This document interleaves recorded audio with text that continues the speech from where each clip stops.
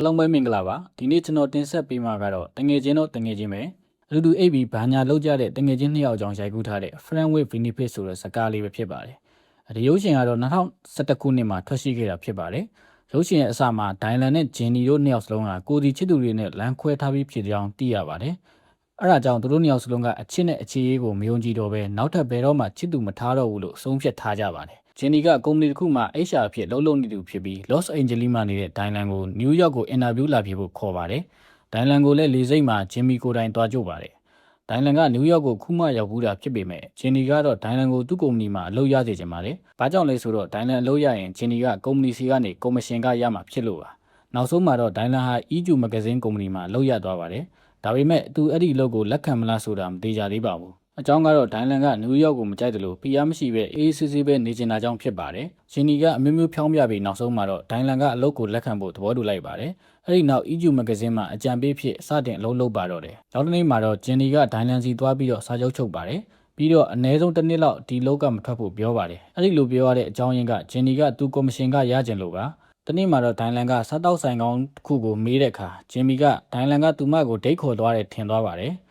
ဒါပေမဲ့ဒိုင်လန်ကဒါဒိတ်မဟုတ်ပါဘူးလို့ရှင်းပြလိုက်တော့ဂျင်မီကနည်းနည်းစိတ်မကောင်းဖြစ်သွားပါတယ်။ဒါကြောင့်ဒိုင်လန်ကသူမကိုနေလေသာအတူစားဖို့ခေါ်လိုက်ပါတယ်။အဲ့ဒီမှာသူတို့နှစ်ယောက်စလုံးကလကိုစီလမ်းခွဲခဲ့တဲ့အကြောင်းတွေနဲ့အချစ်ပေါ်ထားတဲ့အမြင်တွေကိုပြောပြကြပြီးနှစ်ယောက်စလုံးရဲ့အတွေးမြင်တွေကအတော်လေးတူနေကြတာကိုသိလိုက်ရပါတယ်။ဂျင်နီကမနေ့ပြန်ငါအိမ်ကိုတငယ်ချင်းတွေလာမှနင်းလဲလာခဲ့ပါလို့ဖိတ်ခေါ်ပါတယ်။အဲ့ဒီညမှာဒိုင်လန်ကဂျင်နီအိမ်ကိုသွားပြီးတော့သူမရဲ့တငယ်ချင်းတွေတိတ်ဆုံရကနေသူတို့နှစ်ယောက်ပို့ပြီးတော့ရင်းနှီးလာကြပါတယ်။တနေ့ဒိုင်လန်ကဂျင်နီယာရိုမတ်တစ်ရုပ်ရှင်တွေကိုအရန်ကြိုင်မှန်တည်သွားပါတယ်။ဂျင်နီကငါးဘွားကလည်းရုပ်ရှင်တွေကလိုဖြစ်ချင်တယ်။ငါစိတ်ဆိုးနေတဲ့ချိန်တရယောက်ကလာချော့ပေးပြီးချစ်ပေးစေချင်တယ်လို့ပြောပါတယ်။ဒါပေမဲ့ဒိုင်လန်ကဒါတွေကရုပ်ရှင်ထဲမှာပဲဖြစ်တာလက်တွေဘွားမှဖြစ်နိုင်ဘူးလို့ပြန်ပြောလိုက်ပါတယ်။ဒီလိုနဲ့စကားတွေပြောရင်သူတို့နှစ်ယောက်ကအတူအိပ်ဖို့ဖြစ်လာပါတယ်။ဒါပေမဲ့သူတို့နှစ်ယောက်ကစီးတကူထားလိုက်ပါတယ်။သွေးသားတောင်းဆိုမှုရအတူတူအိပ်မယ်။တယောက်နဲ့တယောက်ချစ်လို့မရဘူးဆိုပြီးစီးထားလိုက်ပါတယ်။ဒီလိုနဲ့သူတို့နှစ်ယောက်ဟာဂရင်ပေါ်မှာဘာညာညာတွေလှုပ်ပြီးအတူအိတ်လိုက်ကြပါတယ်အဲ့ဒီနောက်သူတို့နှစ်ယောက်ဟာရက်အနှဲငယ်မတွေးပြကြပါဘူးပြန်တွေးတဲ့နေ့မှာဂျင်နီကအဲ့ဒီညကဖြစ်သွားခဲ့တာတွေမဖြစ်တင်ဘူး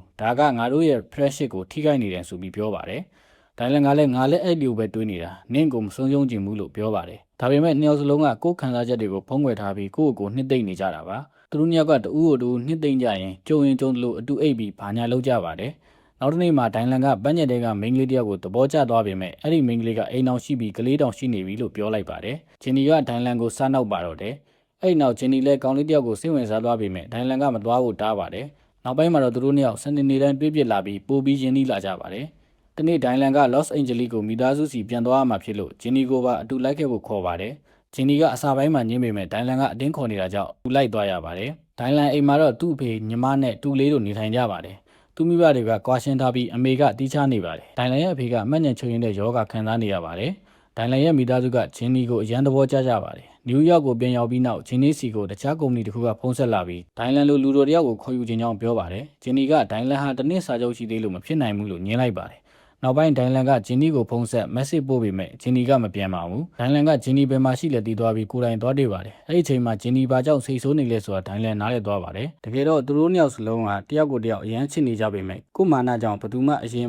မဖွင့်ဟကြပါဘူး။အဲ့ဒီနောက်ဂျင်းနီကဒိုင်လန်ကိုခေါ်ယူခြင်းနေတဲ့ကုမ္ပဏီကဒိုင်လန်ကိုတိုက်ရိုက်ဆွဲသွဲပြီးဒိုင်လန်ကလည်းအလုပ်လက်ခံလိုက်ပြီဆိုတာသိလိုက်ရပါတယ်။ဂျင်းနီကဒိုင်လန်စီသွားပြီးတနည်းမပြည့်ခင်အလုပ်ကမထွက်ရဘူးမဟုတ်ရင်ငါကော်မရှင်ကမရတော့ဘူးလို့ပြောလိုက်ပါတယ်။ဒိုင်လန်ကဒီအလုပ်တက်ကပူကောင်းတဲ့နင့်ကော်မရှင်လဲငါပေးမယ်လို့ပြောလိုက်ပေမဲ့ဂျင်းနီကငါကော်မရှင်မလိုတော့ဘူးလို့ပြောပြီးထွက်သွားပါတယ်။အဲ့ဒီနောက်ဒိုင်လန်ကသူ့အဖေကိုလေစိတ်သွားကြိုပါတယ်။အဲ့ဒီချိန်ဂျင်းနီရဲ့အမေကဂျင်းနီကိုငါလည်းနင့်ရွယ်တုန်းကအမားတွေလုပ်ခဲ့ဘူးတဲ့နင်တော့ငါလိုအမားမလုပ်စီခြင်းမူဒိုင်လန်ကလူကောင်းတယောက်ပါလို့ဆုံးမပါတယ်။တစ်ဖက်မှာလည်းဒိုင်လန်ရဲ့အဖေကငါလည်းငယ်တုန်းကငါ့ကိုချစ်တဲ့မိန်းကလေးတယောက်ရှိခဲ့တယ်။ဒါပေမဲ့ငါနားမလည်ခဲ့လို့သူထွက်သွားခဲ့တယ်။အခုထိမမေ့နိုင်သေးဘူး။အခွင့်အရေးရှိသေးရင်ဒီဆက်ဆံရေးကိုကယ်တင်လိုက်လို့ကြံပေးပါတယ်။ဒီနေ့ဂျင်းနီရဲ့အမေကဂျင်းနီကိုနေရာတစ်ခုကိုလာဖို့ခေါ်ခဲ့ပါတယ်။ဂျင်းနီရောက်သွားတဲ့အခါမှာတော့လယ်စည်းဝတ်ထားတဲ့ကောင်းလေးနားမှာရက်နေတယ်လို့အမေကပြောပါတယ်။ဂျင်းနီလက်ကြည့်လိုက်တော့ဒိုင်လန်ကိုတွေးလိုက်ရလို့ရမ်းအံ့ဩသွားပါတယ်။တကယ်တော့ဒါဟာဒိုင်လန်နဲ့ဂျင်းနီရဲ့အမေတို့စီစဉ်ထားတဲ့ surprise plan ဖြစ်ပြီးနီနာကလူတွေကလည်း dance performance လုပ်ပေးနေကြပါတယ်။အဲ့ဒီချိန်ဒိုင်လန်ကနင့်ကိုရမ်းလွန်းတယ်ငါရဲ့အကောင်းဆုံးတငယ်ချင်းကိုပြန်လိုချင်တယ်လို့ပြောပါတယ်။ဂျင်းနီကလည်းငါလည်းနင့်ကိုရမ်းလွန်းတယ်လို့ပြန်ပြောပါတယ်။အဲ့ဒီနောက်ဒိုင်လန်ကဒူးထောက်ပြီးဂျင်းနီကိုလက်ထပ်ခွင့်တောင်းလိုက်ပါတယ်။ဂျင်းနီကလည်းသူ့ကိုနမ်းဖို့ပြောလိုက်ပြီးနောက်ဆုံးမှာတော့သူတို့နှစ်ယောက်တကယ်ချစ်သူတွေဖြစ်သွားကြပါတယ်။ဒီလိုနဲ့ပဲဒီစကားလေးကဆုံးသက်သွားခဲ့ပါတယ်